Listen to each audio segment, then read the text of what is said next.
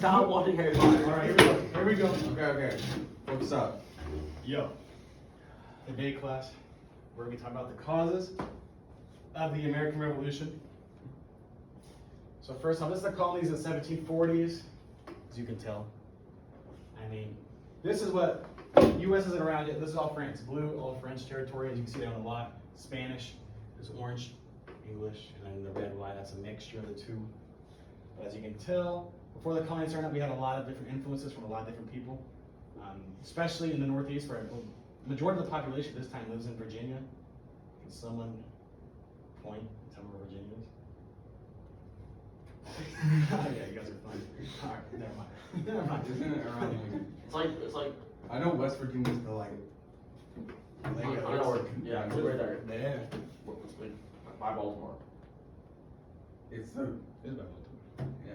Yeah, you guys were good. You guys were really good pointers. Now, well done. Thank you. Anyways, that's where majority of the population is when it comes to free and slaves. We'll just talk about slaves a little early. This has been around for a long time. But as you can tell, these territories were then given, these black whites, they were given to France or England. Yes, they're saved by France, the Great Britain, and then Canada became an English colony. Still is. They still recognize the Queen. That's their Queen, the British Queen. Well, she's dead, I guess. The King is still. They still follow, and same with Australia. If you didn't know that, they all still follow. Huh? Rest in peace. Rest in peace. God bless. Actually, never mind, they're British. Come on. British people deserve some love. Not after what they So do. we had a few classes beforehand. I'm just gonna go through one by one. All right. The Ohio Valley became the main bone of contention between the British and French. So the Ohio Valley, the Great Lakes kind of area, all of that. Really good farming land, really fertile, a lot of timber, which is really good for building stuff. And that starts to be, and it just also sort of goes between British and French territory. You start having fights, and then people start picking sides. And it was also very critical in westward expansion in general. You get a lot of people going to Cincinnati and into Ohio during the 17 and 1800s, starting to build some of the major cities we know today. And George Washington, he was actually an English general before he became an American president and leader. And he and other speakers secured legal rights, which is very, I don't know if you call it rights. They pretty much just said this is our 500,000 acres in the Ohio Valley region. And that's ours. That's it. That's how it kind of went back in the day. As long as you were the first one to see it and you were from the West, like, you have a question? What? So they didn't buy it, they just walked up and said, this is mine. A lot of time, yeah. I mean, when it came to like They sold it. the Louisiana Purchase and stuff, you can, I mean, some people would label it as stealing, but some people would call it conquering and other things, but they just go there, say this is our land, either someone takes it from us, or this is ours. Duel. Not a lot of people could do. Yeah, the duel. Well, duels were very popular back then, so maybe. So at the same time, the French were constructing forts all along the Ohio River to keep the British out. And then finally, in the summer of 1754, Virginia's claims, the colony of Virginia, Washington, to secure Virginia's claims to their colony, he was sent to Ohio to get their land, to get their 500,000 acres, whatever, for timber, soil, food. I mean, it's very luscious land up there. And class at Fort Duquesne in Washington. So this is between the French and English. This is not American yet. This is French and English. So we had the post-French Indian War. The whole thing is called the French Indian War that took place there. The Indians took both sides. They weren't necessarily on the French or just the British side. But so after the war, for the first time, England was at peace. England hadn't been at peace at 50 years because they were fighting the French forever and other colonies around that time. And yet they had to clean a massive amount of debt fighting all these wars. So they increased taxation, which is where you start hearing a lot during the Revolutionary. Taxation without representation. So you get increased taxation in other colonies, which was seen as justified to either repay the war debts that were taking place in their colonies. And after all, the British felt many of these wars had been fought in the interest of protecting the colonies. Exactly. So they were protecting the colonies and the colonials, so they might as well pay a little extra on their taxes. So we're not broke and they can continue fighting or defending them. But Americans in general don't like taxes, especially back then, especially when you get no say in what happens afterwards. So the Proclamation of 1763, still, when it was 73 is when the Revolutionary War started, maybe 71, early 70s, so we're still a little bit away from the start. So the Proclamation of 1763, it forbids settlers to advance beyond the Appalachian Mountains. Kind of writing here. You It goes right in through here. And then allowed England, rather than the colonial government, so just England, nobody in the colonies, to control westward expansion. And that expansion would be on British terms, so if you wanted to move across Appalachians, you had to get permission from the British government, not just your colonial government. It wasn't up to you, it was up to them, way back in England. And most Indian tribes liked and agreed to the line, because I mean, if this is your line, protecting the Indians or separating, you've got a lot of room still, and you don't have to really worry about. I mean, you lose your coastal if you're a lot of these tribes have been a long time, but you still have a lot of terrain on really to deal with colonies for a really long time. So they like that part. Results, it failed miserably. This really upset the American people, and it had a minimal effect on limited. No, they just went, listen, people just went over the mountains anyways. Like, where England's a long ways away, and they're not going to do anything about me going over these mountains. So a lot of people just went anyways, and then settlers continued to keep swarming across the mountains and the boundaries, and started going up to Ohio territory. It's all on here. This is Ohio territory. So, and settlers and it wasn't policed by British troops at all. They just didn't care. Hard to keep track of people when you don't really care, but the government does. Then you get the Sugar Act, which is another big British proclamation that led up to the Revolutionary War, and it was designed to eliminate legal sugar trade between the colonists and the French Spanish. So you had to get your sugar from England. It was really upsetting a lot of people because a lot of what happened, and to kind of summarize it up quickly, not with just sugar, but so you had to sell your supplies to England. So whether you were going to sell to the French or anybody else in the colonies, it didn't matter. So all your stuff had to be sent back to the UK and sold there at whatever the price was, and then they would sell them back to the American public or the colonies, so the British public. In America, and that upset a lot of people because one, it's an extra step and you have to pay a lot more for it. Even today in England, they have a sugar tax, but that's not because they need more money. They just want people not drinking sugar as much. They want healthier people. They want a bunch of large human beings in their society, apparently. So they tax sugar anyways. And and this established courts in America to try smugglers, because people were just smuggling sugar and other things. They're going against it. Currency Act of 1765. The colonists have been printing their own money beginning during the French Indian War, so they didn't even need English money anymore. Yeah. Was the sugar tax kind of like the start of the Boston Tea Party? Because like they started like taxing more on stuff. Yeah, you could say that's definitely a start to that. That was one of definitely the preludes to the event. Like I said, it all started with the Stamp Act, which I'm assuming we'll probably get to that, I believe, soon, and the sugar. Those were the big first, and it led to the Tea Party. Also, the Currency Act 1765. The colonists have been printing their own money beginning during the French Indian War, and the act required colonial governments to stop assembling or issuing paper money and retire all their paper money and kind of go back to the English money. And of course, that upset a lot of people as well. And they resented new regulations, and they just continued to keep fighting and squabbling with each other between the colonials and the English government. The back country, that's where you just kind of get away from the English, where you can kind of do whatever you want. So you have the Paxton Boys, which was a group of people who descended on Philadelphia with demands for tax relief, and they threatened protests and violence and bloodshed against the government. And then you have the Regular Movement, which is another small kind of militia movement in North Carolina, where farmers in the Carolina upcountry who were opposed to higher taxes kind of went on strike and also threatened bloodshed if taxes weren't lowered or removed. And then you have 2,000 regulars take on the governor's forces in a virtual civil war. It's not technically civil war yet, but it's one of those starts. Stamp Act, I told you it was coming. Merchants and lawyers required to buy stamps for ships, papers, and legal documents. All of your stuff had to be stamped for and approved and notarized by the English government. Tavern owners had to use licenses, printers for newspapers. The stamp tax was not that expensive in reality, but it didn't matter whether it wasn't expensive. All that matters is that you were being taxed again without representation.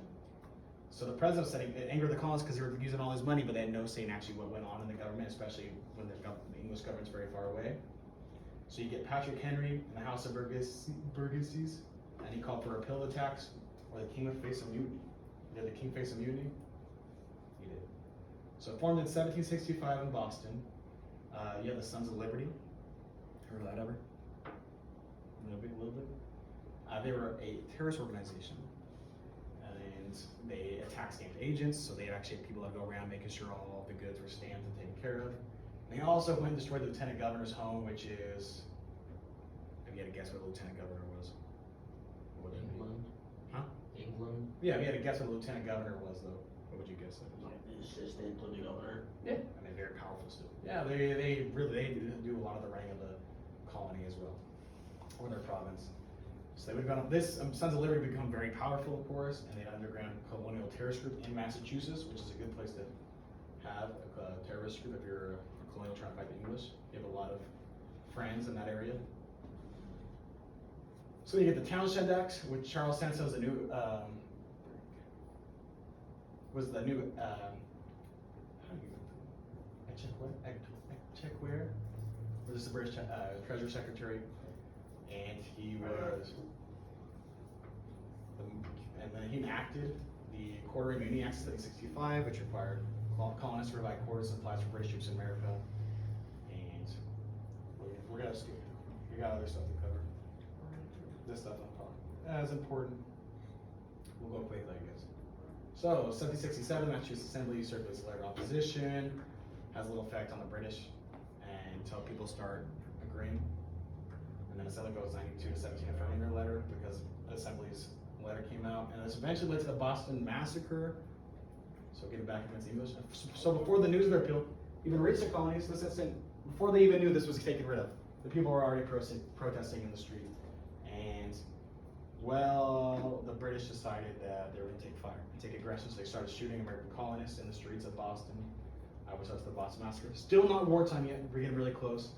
And the soldiers were tried and found guilty of manslaughter. So I mean, the people who did commit the crime are still tried. But still, that didn't matter. The act was already done. Sam Adams, have you heard of that? Mm-hmm. Where have you heard that before? Multiple places. What's the first thing? Like he, I don't the beard. That's what I thought. That's what most people remember is Samuel Adams' beard. It's almost him. He's one of the good founders of our nation. And apparently he can make a mean brew. PG. Proposed by Samuel Adams, though, the leader of the resistance movement of Boston.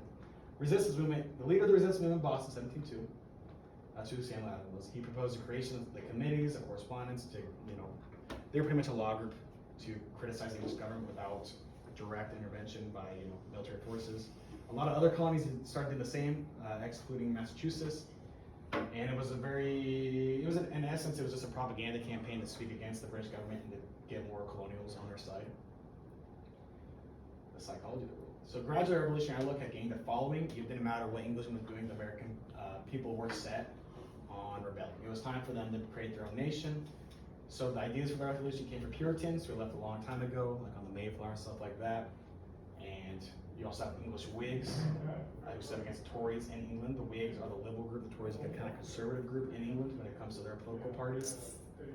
And then political, you have Enlightenment ideas, a new concept of what government should be, like Thomas Paine, and just a lot of these new time figures, more of the less government, that type of stuff. But they got English didn't care about any of that. No taxation without representation. So we talked about that a little bit. It didn't matter. Good.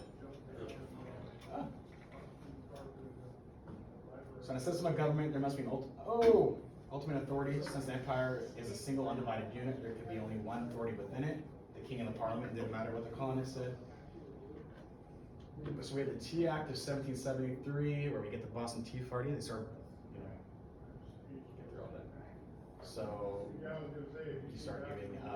you start taxing tea, and only certain people can sell tea, like the British East India Company started making tea in India, bring it to America, and no one else was allowed to export tea. They had to go through the company, so monopoly. And of course, this upset the American people already upset with all the tyranny going on in the world. They thought they would, the British assumed a lot of things. They're usually wrong. They assumed they would drop taxes. A lower cost of tea so people would be happy, but that didn't matter because they didn't want the monopoly. And it was also unconstitutional to a lot of people, even though their own constitutions. This Tea Act was kind of the first major linkings of the colonies before the Revolution. It kind of started to see who was on whose side. then also the daughters lived in, same kind of thing as the sons of this woman. They participated in anti-British riots all throughout the 1770s, and they helped. A lot of their mission was not more nonviolent. It was just spreading pamphlets and literature against the British and kind of doing the nonviolent propaganda side of things during the war and before. Eventually, finally, we get to the Boston Tea Party, where leaders of various cities that blocked entry of East India Company ships, and then they dressed up as Mohawk Indians, broke open tea chests and heaved them into the harbor. The British demanded repayment, but it didn't matter because they really couldn't prove who did it because of their costumes. An interesting fact, when they dumped all the tea out, they cleaned up. Like they locked everything, put everything back where it was, they just dumped the tea out and they left kind of thing. So it wasn't like they burned a bunch of things down through, like they cleaned up after themselves. After they burned what threw all the tea in the harbor. So then Terrible Acts, this is what the English did, which put everybody over the edge. It closed the port of Boston, which is a major port at the time, reduced the self-government autonomy. So now everything had to be controlled by the British government. There was no ifs, ands, or buts about it. And if you got accused of a crime instead of being tried in a colonial court, you were sent back to England to be tried for it instead of. So you had a 3 or 4 months boat journey back to England to be tried for a crime. I mean, many of these people haven't even been there or lived there their entire life. And you must quarter troops. And these acts made the inhabitants of Massachusetts a martyr to other colonies. So Massachusetts died with all their freedom so other colonies could rise up. And this sparked a new resistance. And you finally get the First Continental Congress. And I promise we got 2 slides.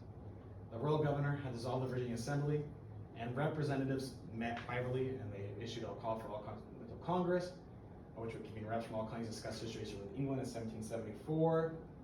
And of course, this First Continental Congress, Georgia was always a bad guy. They always were kind of on the side of the English, so they were never really part completely with the revolution. They were kind of 50-50 on who they supported. They were going to luck out either way. But the 4 big Continental Congress decisions were they rejected a plan for colonial union under British authority, so no British rule, endorsed a statement of grievances, so things they didn't like about the British government, and resolutions recommending the colonies make military preparations. So they started making military preparations to start going to war, and they also agreed to non-importation, non-exploitation, and non-consumption. So all things that came from England, they agreed on a group boycott to stay away from all things going to and from English. So through the end, the colonies have reaffirmed their autonomous status. That's what the Continental Congress did, and all these events prior, and eventually. It led to the Revolutionary War, which of course we know now, the U.S. won, and it's kind of started the downfall of the English Empire all the way to World War II.